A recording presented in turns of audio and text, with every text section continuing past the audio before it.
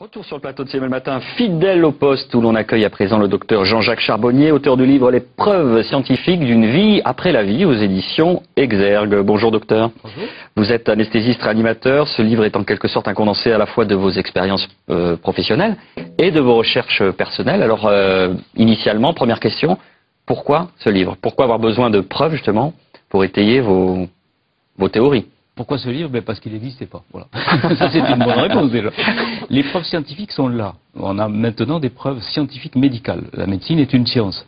Et on a la preuve que lorsque le cerveau s'arrête de fonctionner, c'est-à-dire la définition actuelle de la mort clinique, eh bien les gens étaient capables d'avoir une perception, une cognition, ils étaient capables de voir ce qui se passait autour d'eux, ils étaient capables d'appréhender même ce qui se passait à distance de leur corps physique, au moment même où leur cerveau ne fonctionne plus.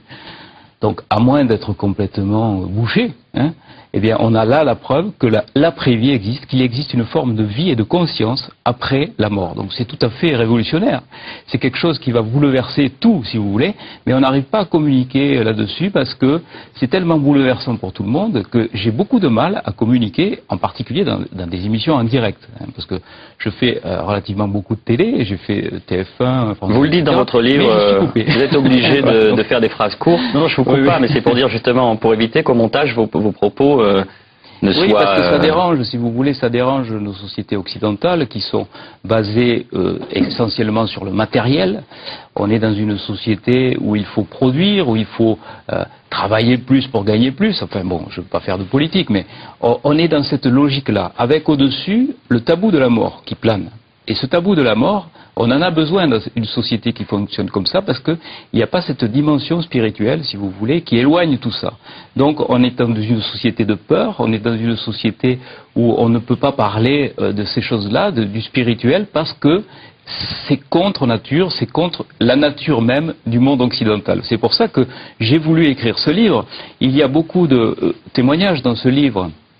Il y a mon ami Jean Morzel qui a écrit lui aussi un livre qui s'appelle Tout commence après, publié aux éditions CLC, qui lui donc a vécu une expérience pendant une période de coma, pendant une anesthésie en particulier. Il est sorti de son corps, il a pu traverser les murs, il a pu décrire une plaque qui était située sous la table d'opération, et tout ceci a pu être vérifié. Donc ça veut bien dire qu'à un moment donné, on est capable de sortir de son corps. Ça semble ahurissant, c'est un petit peu farfelu de raconter ça actuellement. Mais pourtant, les preuves sont là, et ce sont des preuves scientifiques, ce sont des preuves médicales.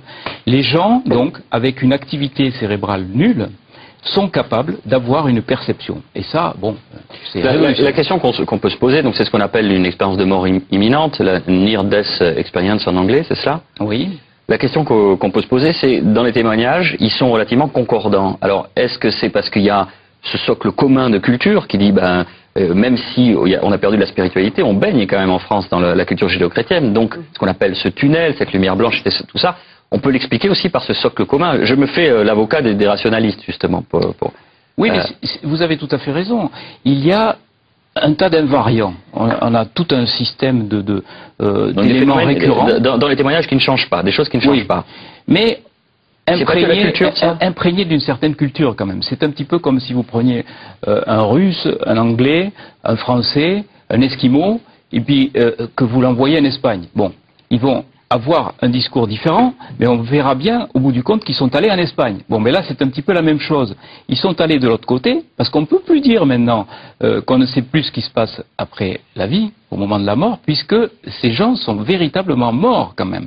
Ils ont été en état de mort clinique, avec un cerveau qui ne fonctionnait plus. C'est la scientifique qui parle, c'est la définition de la mort, c'est quoi la définition scientifique? C'est une définition qui varie en fonction des limites de nos possibilités de réanimation. C'est-à-dire qu'il y a 20 ans, qu'on n'avait pas les mêmes... C'était l'arrêt cardiaque, enfin voilà. Peut-être pas il y a 20 ans, parce qu'on arrivait à 40 ans, mettons, voilà. Maintenant c'est, il faut que le cerveau s'arrête de fonctionner pendant tant de minutes, je dis n'importe quoi. Oui, c'est ça, vous avez raison, il faut...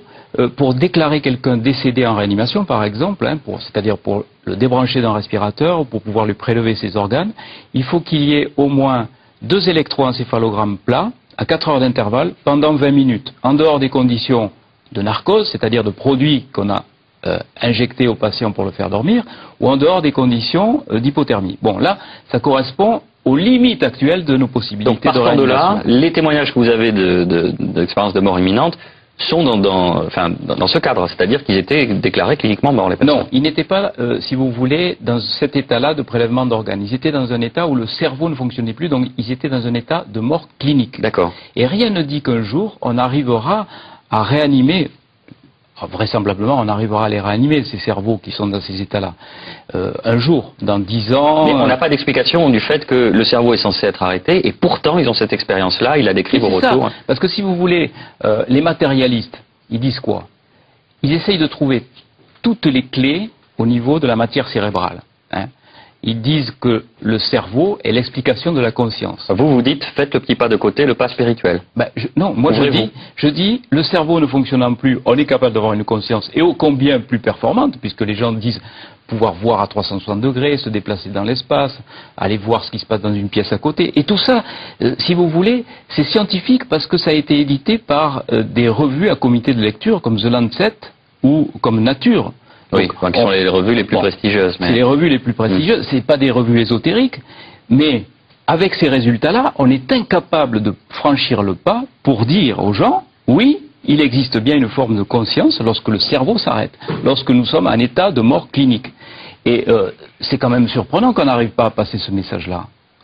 Pourquoi? Dans les cas que vous évoquez, la mort clinique, elle a eu quelle durée? Ça a duré combien de temps? Pendant combien de temps est-ce que le patient a été dans cet état? Il y a des états comateux qui ont duré des mois.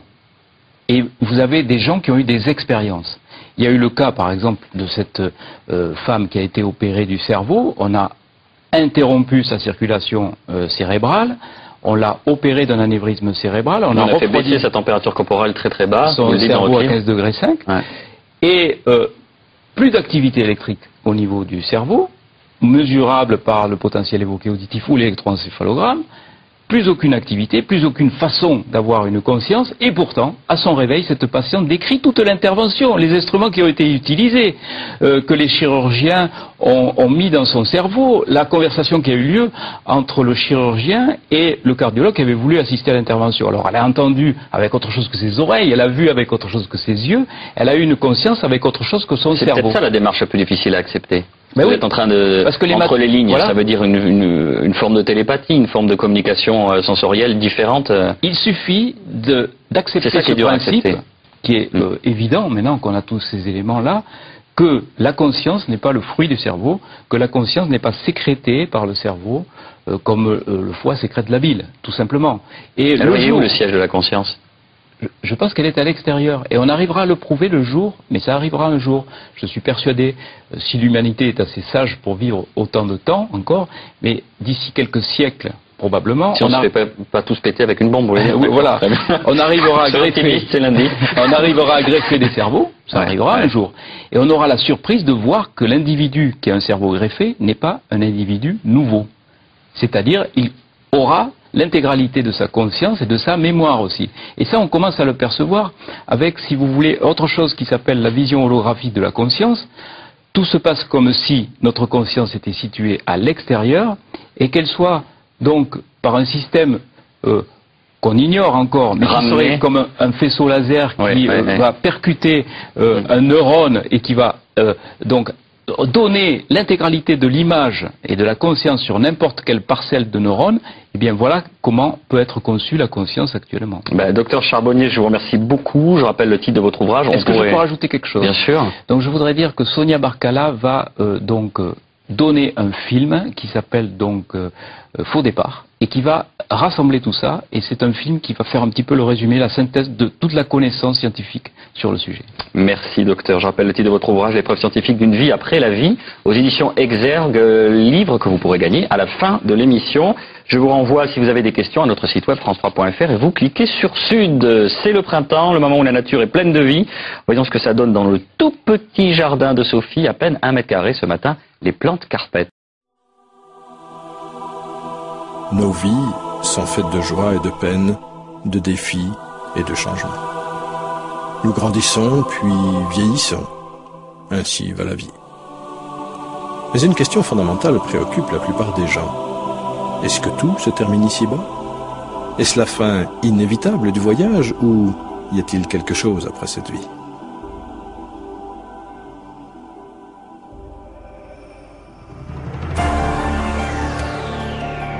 Existe-t-il réellement une dimension spirituelle, un endroit que la Bible appelle le ciel, où nous pourrions vivre pour toujours?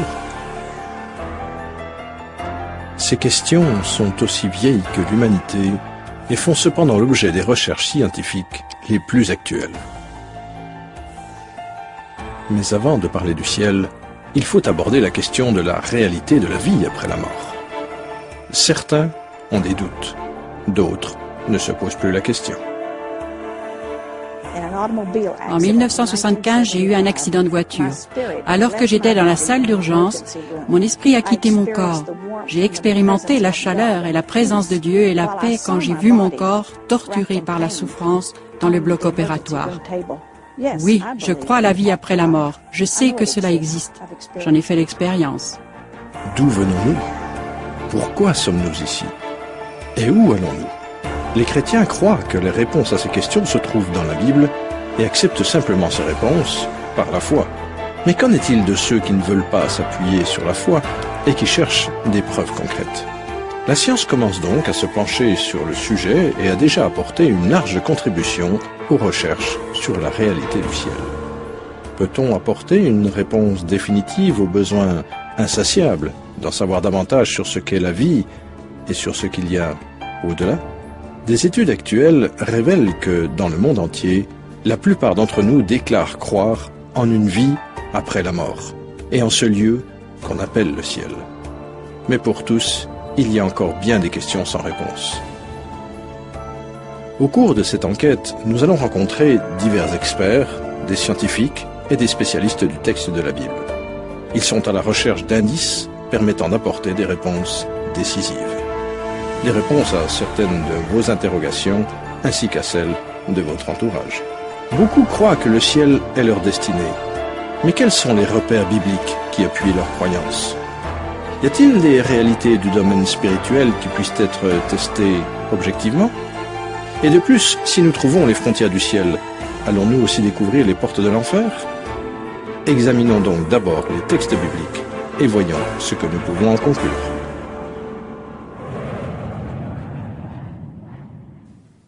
Au commencement, Dieu créa les cieux et la terre. Ces premiers mots de la Bible affirment que Dieu est le créateur éternel de toutes choses, cela inclut donc la terre et le ciel. En fait, du début à la fin de la Bible, de la Genèse et l'Apocalypse, de nombreux textes font référence au ciel. Dans ce que nous appelons communément l'Ancien Testament, le livre du Deutéronome, par exemple, déclare que le ciel, et même les cieux très hauts, appartiennent à Dieu. L'Évangile montre quant à lui que c'est de ce même ciel que la voix de Dieu s'est fait entendre lors du baptême de Jésus. Élie, un grand prophète d'Israël, fut enlevé au ciel dans un tourbillon. Ésaïe, un autre prophète impressionnant, nous invite ainsi à lever nos yeux vers les cieux. L'apôtre Paul, lui qui a parcouru l'Empire romain pour y propager l'Évangile, déclare avoir été lui-même personnellement emmené au ciel. Et enfin, le livre de l'Apocalypse ne fait pas moins que promettre qu'il y aura de nouveaux cieux et une nouvelle terre, et que l'habitation de Dieu sera avec les hommes. Ces textes et des dizaines d'autres passages bibliques nous montrent donc le ciel comme un endroit réel. La lettre aux Hébreux, au chapitre 8 et 9, nous enseigne même que le ciel est plus réel que la terre elle-même. Il est important que nous comprenions que le ciel est une réalité et que nous levions nos yeux vers un lieu réel où nous allons réellement passer l'éternité. Le ciel nous est donc décrit dans la Bible comme appartenant au monde spirituel. Et de ce fait, il réclame notre foi pour pouvoir y entrer. La Bible montre la foi comme une sorte de clé. Un texte déclare même que sans la foi, il est impossible de plaire à Dieu. Le chemin du ciel, pour la Bible, passe donc par la foi. C'est le ciel et l'espérance du ciel qui ont inspiré tout à la fois les architectes des imposantes cathédrales aux flèches immenses, tout comme les concepteurs des humbles chapelles de nos villages. Cependant, de l'humble artisan maçon au puissant monarque qui a ordonné l'ouvrage, tous sont impliqués dans de tels édifices qui sont donc des expressions visibles de la foi. D'ailleurs, peut-être que notre époque est celle d'une nouvelle ère de connaissance et de compréhension. Commençons-nous à avoir des preuves suffisamment solides, capables de convaincre même des sceptiques, même des scientifiques? Avec les récents progrès des techniques médicales, de plus en plus de gens reviennent du seuil de la mort. Ces miracles médicaux ont permis un nouveau phénomène connu sous le nom de NDE, Near Death Experience, qu'on peut décrire comme étant l'expérience de la proximité de la mort. Des gens qui apparemment glissent des mains des médecins, mais reviennent à la vie, pour ainsi dire, et rapportent avec eux des visions remarquablement nettes et inexplicables. Ces visions semblent avoir des liens avec toutes les croyances que l'on associe normalement au ciel.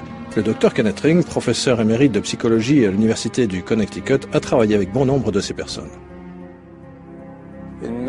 Dans de nombreuses expériences de mort imminente, les gens parlent d'un sentiment de paix extraordinaire et de bien-être. Ils disent souvent qu'ils sont en dehors de leur corps physique et qu'ils peuvent le voir comme un spectateur placé en hauteur.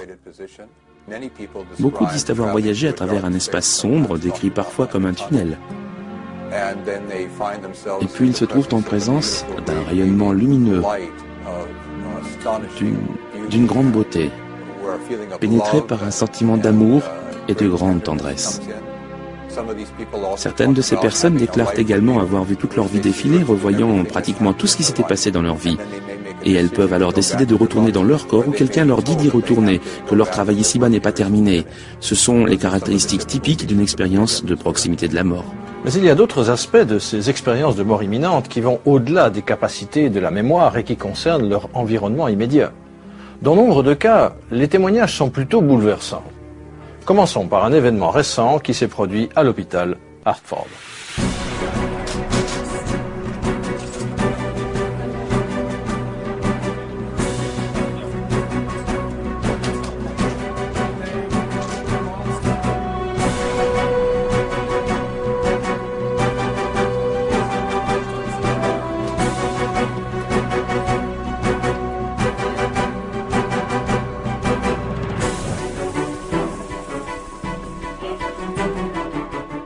Malgré des efforts héroïques, il arrive que même les meilleurs médecins soient contraints d'abandonner. Mais cette fois-ci, ce ne fut pas le cas. Si l'on s'en tient aux connaissances de la physique et de la médecine, ce qui est arrivé dans cette salle d'urgence-là était tout simplement impossible.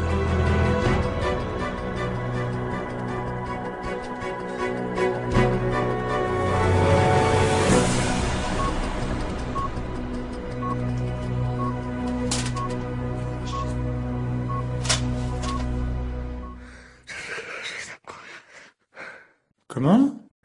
J'ai vu quelque chose d'incroyable. J'ai quitté mon corps. Cette femme a déclaré au médecin qu'elle avait complètement quitté son corps pendant que ceux qui étaient dans la chambre travaillaient à la réanimer. Elle s'est sentie propulsée à travers tous les étages de l'hôpital jusqu'à ce qu'elle se retrouve sur le toit. Elle admirait l'horizon quand, du coin de l'œil, elle a remarqué quelque chose de rouge. Elle a rapporté qu'il s'agissait d'une chaussure. Évidemment, tout le monde était très sceptique. Après tout, est-ce qu'elle n'était pas tout simplement tombée dans le coma? Mais ce ne fut pas l'attitude du docteur Moody, auteur du livre « La vie après la vie », lorsqu'il entendit ce récit. Pour sa part, il fut davantage enclin à accepter l'histoire de cette femme. Le docteur Moody a fait des recherches sur des centaines de cas de ce genre. L'expérience de mort imminente est un puissant témoignage à la réalité de la vie après la mort.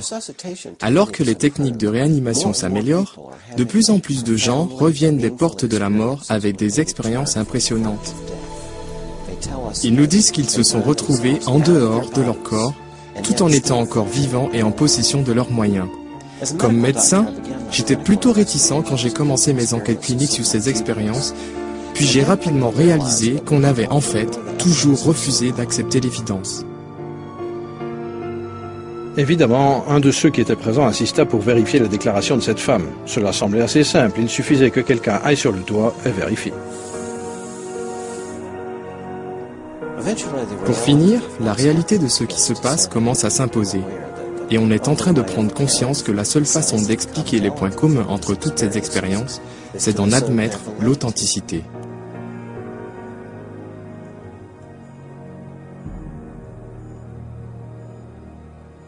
C'est la chaussure. C'est la chaussure rouge.